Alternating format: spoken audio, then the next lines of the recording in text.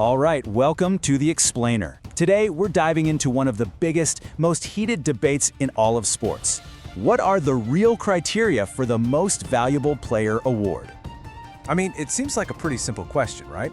But believe me, the answer is at the very heart of this passionate, super complex argument that divides pretty much everyone: fans, analysts, even the players themselves.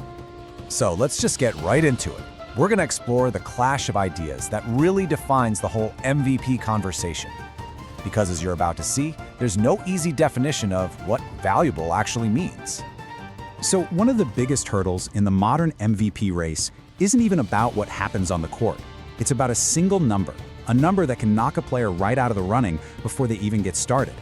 And that number is 65. The NBA recently brought in this rule that says you have to play in at least 65 games to be eligible for major awards. Now, it was meant to deal with load management, but it's just opened up a whole new can of worms about fairness and what a valuable season really looks like. And the fallout from this was pretty huge right away. You had superstars like Luka Doncic putting up historic numbers and poof, automatically disqualified. It really forces you to ask, does missing a certain number of games just completely wipe away all the value a player brought when they were on the court? Of course, this whole controversy has sparked a ton of debate about better ways to do it. Should it be a percentage of the season, like you have to play in 75 or 80% of the games? Or, hey, maybe total minutes played is a better way to measure it, since some guys play heavy minutes in fewer games. And then there's the simplest argument of all: just get rid of the limit completely. Trust the voters to decide if a player's impact was big enough, no matter how many games they played. But look, beyond any of these rules, we get to the real heart of the debate. It's a fundamental, almost philosophical question about the definition of the word value itself. The whole argument really splits into two main camps. On one side, you have the traditional view. Value is tied directly to winning. The MVP is the best player on one of the league's very best teams. Simple. But on the other side, value is all about individual impact. It's a player who completely blew past all expectations and single-handedly lifted their team up, even if that team isn't number one in the standings. This quote really gets to the core of that second argument. The award is for the most valuable player, with a huge emphasis on player. You know, from this point of view, it's a singular honor. It's meant to identify the most dominant individual force in the league that season, period. The team's record doesn't even enter the equation.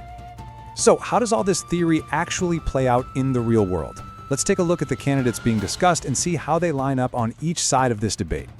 And this is where the debate gets real.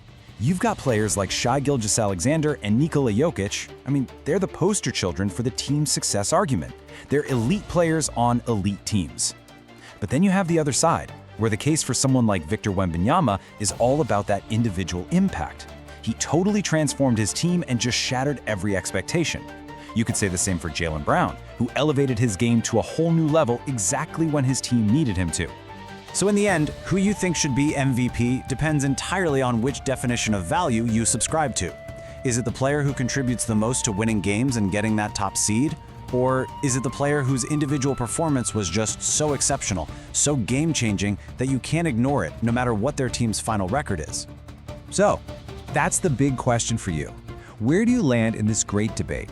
Do you think value comes from leading a great team to victory? Or is it all about an individual performance so incredible it just has to be rewarded? That's the question at the very heart of what it even means to be an MVP.